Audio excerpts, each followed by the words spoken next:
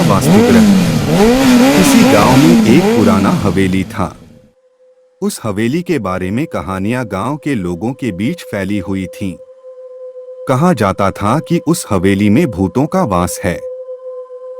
लोग रात को उस हवेली के पास से गुजरते समय भी तेजी से चलते थे।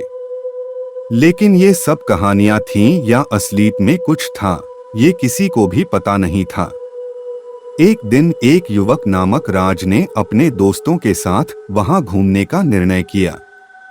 उनके दोस्तों ने पहले तो इनकार किया, लेकिन राज के जिद्दी होने पर उन्होंने मान लिया। हवेली में पहुंचकर उन्होंने देखा कि हवेली की हालत बहुत ही खराब थी। वहां की छत टूटी हुई थी, दीवारें गिरी हुई थीं और काले काले साए हर जगह थे। लेकिन राज को ये सब चीजें खौफनाक नहीं लगी। राज और उसके दोस्त वहां के हर कोने को जांचने लगे। वे खोजते रहे, लेकिन कोई भूत या असलियत में भूतिया हवेली नहीं मिला।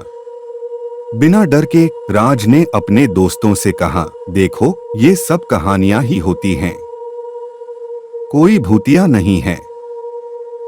तभी एक आवाज आई, कौन है? राज और उसके दोस्त अचंभित हो गए। वे घबराकर एक दौड़ में भाग गए। आवाज वहीं से आ रही थी, हवेली के अंदर से। दौड़ते हुए वे एक कमरे में पहुंचे और दरवाजा बंद किया। वे बाहर की ओर देखने लगे, पर उन्हें कुछ दिखाई नहीं दिया। उन्होंने विचार किया कि क्या वह आवाज सिर्फ उनकी भ्रम है। फिर से वे बाहर निकले और हवेली का विचार करने लगे। एक अजीब सी महक महसूस होने लगी और एक अजीब सी ऊंची आवाज आई, तुम्हें यहां से निकलने की इजाजत नहीं है। राज और उसके दोस्त भयभीत हो गए। उन्होंने फिर से दौड़ा, लेकिन रास्ता बंद हो गया। उनके आसपास अंधेरा छाया हुआ था और उन्हें महसूस हो रहा था कि कुछ उनका पीछा कर रहा है। एक दरवाजे के पास खड़े होकर राज ने कहा, कृपया हमें छोड़। राज की आवाज थम गई और उनके दोस्तों ने भी उस दरवाजे की तरफ ध्यान दिया। उन्होंने देखा कि वहां कोई नहीं था, लेकिन उन्हें यकीन नहीं आया।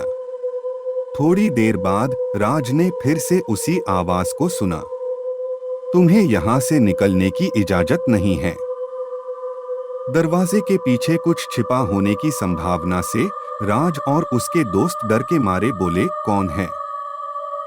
उनका सवाल अंधेरे की गहराई में गुम हो गया। कुछ समय बाद वहां से फिर से वही आवाज आई, मैं हूं। राज ने अपनी धड़कन को संभालते हुए कहा, हम कौन हैं और आप कौन हैं? और फिर एक गहरी आवाज आई, मैं यहाँ के सबसे पुराने निवासी हूँ। मेरा नाम विक्रम है। राज और उसके दोस्तों ने अचंभा महसूस किया, क्योंकि यह जवाब उन्हें संभालने में मुश्किल दिख रहा था। लेकिन फिर भी राज ने कहा, हम केवल घूमने आए हैं, हमें किसी को कोई नुकसान नहीं पहुंचाना है। विक्रम की आवाज थोड़ी देर के लिए चुप रही और फिर उसने कहा, ठीक है, लेकिन ध्यान दें, यहाँ बहुत सावधानी बरतनी चाहिए।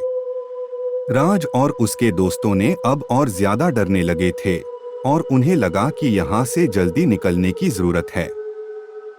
वे जल्दी से हवेली से बाहर निकले और गांव की ओर अपने पथ बनाने लगे। बाहर आकर राज ने अपने दोस्तों से कहा, मुझे लगता है वहाँ कुछ असली है।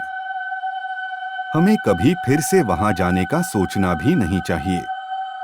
उन्होंने तब से कभी भी वहाँ नहीं जाया, लेकिन उनके द्वारा सुनी गई वह भयंकर भूतिया वास्तुग्रह की कहानी कभी भूली नहीं गई।